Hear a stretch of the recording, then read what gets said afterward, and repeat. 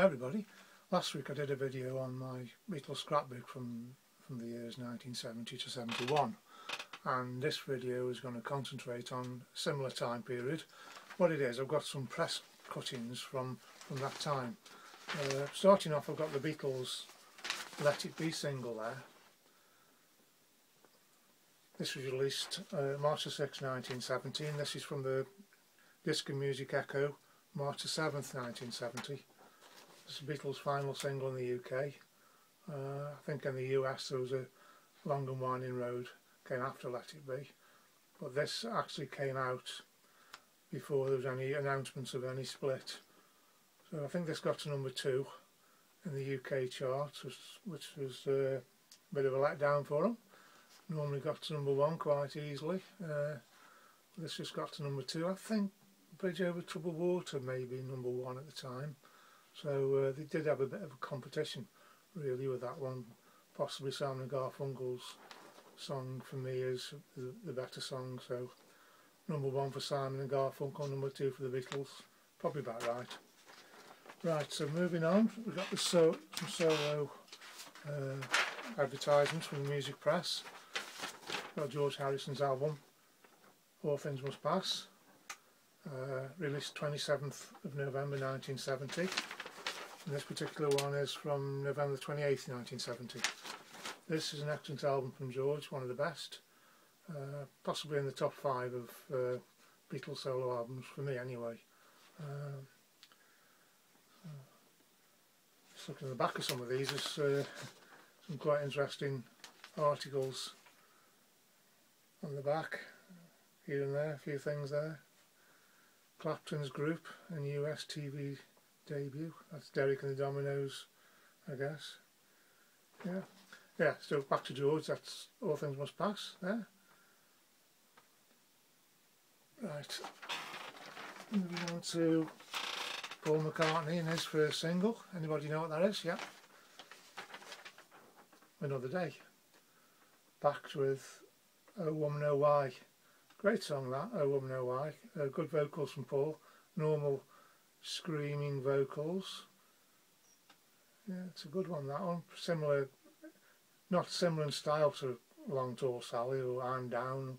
He's using his that type of vocal style where he just screams and shouts. It's a great record. This got to number 2 in the UK charts. Released 19th of February 71.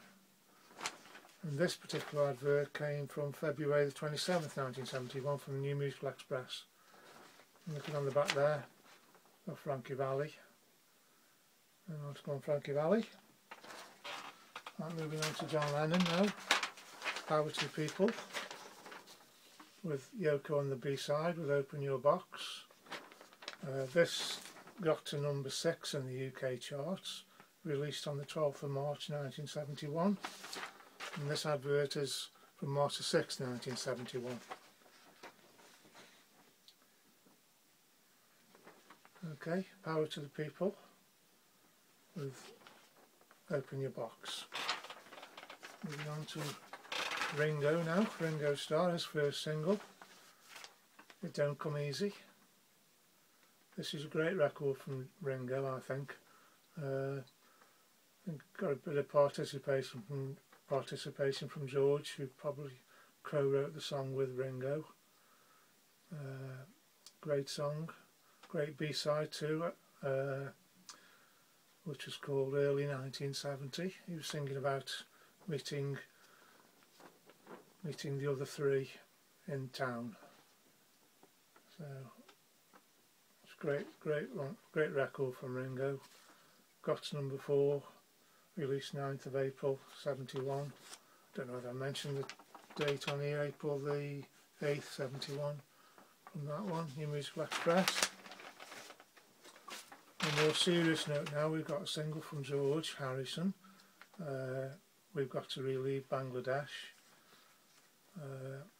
Got to number 10 in the UK charts, released 28th of July. We've got the, just notice the yellow on the back there. Yeah, this was a month or so before George staged his concert at Madison Square Garden. All-star lineup, one of the first of its kind. So looking at the back again, we've got the Electric Light Orchestra there, and this, I've just noticed this wheelie festival there, if you can see that. Bank Holiday Weekend Festival with the Faces, Mott the Hoople, Rory Gallagher, Groundhogs, the Grease Band, Caravan, Lindisfarne, Van der Graaf Generator.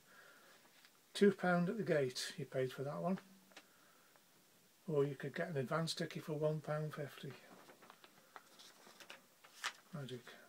Yeah, so that was George, back to George now, Bangladesh, George's single there. Okay, another one there, we've got another one, another Bangladesh one there. This time this is from the Disco Music Echo, August the 7th. And we've got an article on the Beach Boys on the back side there. Following on now, we've got Wings, Give Ireland Back to the Irish. Plain and simple there. Give Ireland Back to the Irish, Wings. Got to number 16 in the UK charts, released on the 25th of February. 25th of February, that's also a birthday of George Harrison, yeah, 2072, so he would have been 29. George Harrison's 29th birthday, this was released. On the back we've got Mark Bolan, fantastic Mark Bolan, T-Rex. Okay. Now we've got another advert from, this one from Sounds magazine. This time it shows a bit more information, it's mentioning McCartney's name and also the fact that it was banned everywhere. Hear the uncensored version at your local record shop. Banned by the BBC, Radio Luxembourg, ITV and GPO.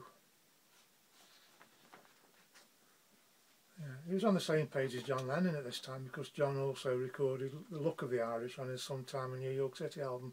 So John and Paul were together on this one, I think. Right, moving on with the final one now. Got Ringo's single, Back Off Boogaloo. This got to number 2 in the UK charts.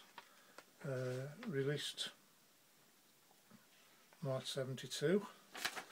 And this advert is from March the 18th, 1972. If I remember rightly, I think Mark Bolan was on this record too.